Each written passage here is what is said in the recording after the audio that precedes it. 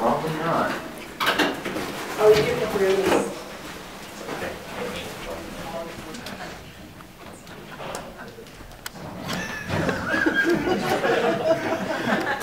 And if you'll please use the microphone so people in the back can hear you.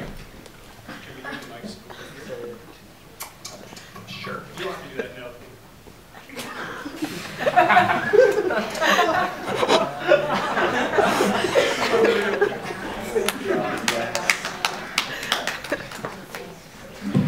We were going to use our opening statement to talk about our beliefs and ideas for this government, but instead we decided to use this time to dispel some truly nasty rumors we've heard about our competitors.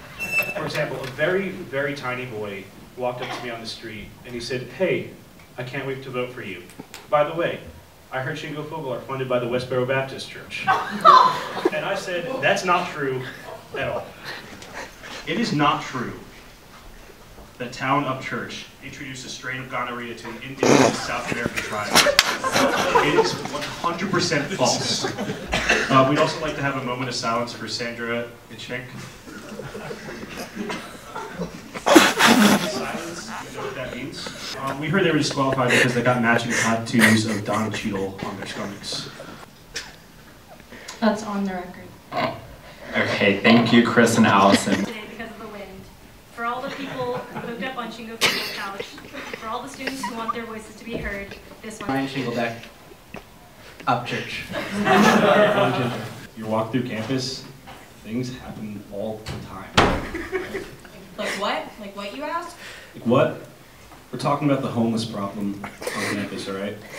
We have a PCL that's open for 24 hours, 5 days a week. Why aren't we putting the homeless in? What? Why are you laughing?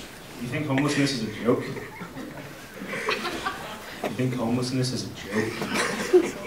Also, the turtle pond on campus, why?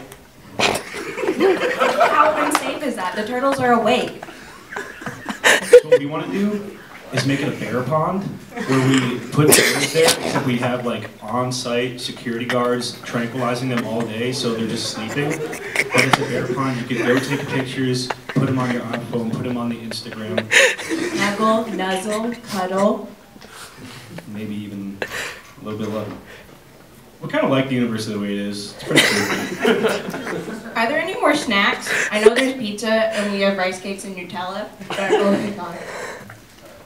Yeah, you guys ate all of it. We like pepperoni a lot, and there wasn't any when we got here, so I mean, thanks. So we have a brother-in-law named Mitch, and Mitch gives the best advice. He also works for Chase Bank, and we're going to move all of UT's funds from a Wells Fargo bank into a Chase Bank. And we're going to see great interest rates.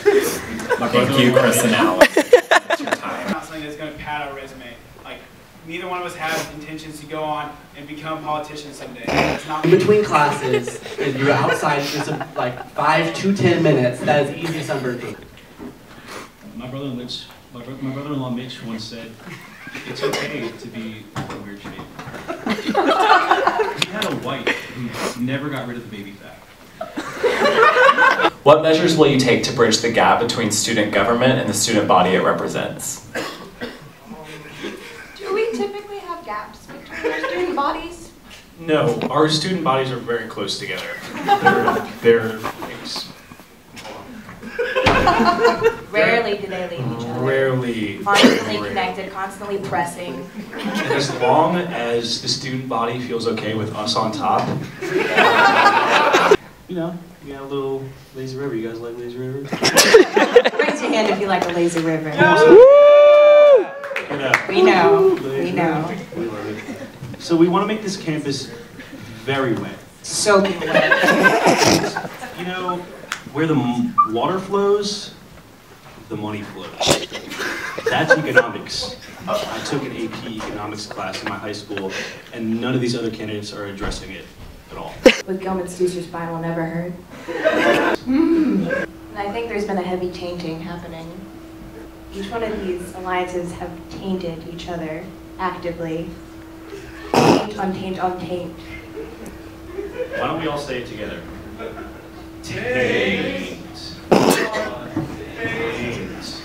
On taint. Gilman Stoos 2013.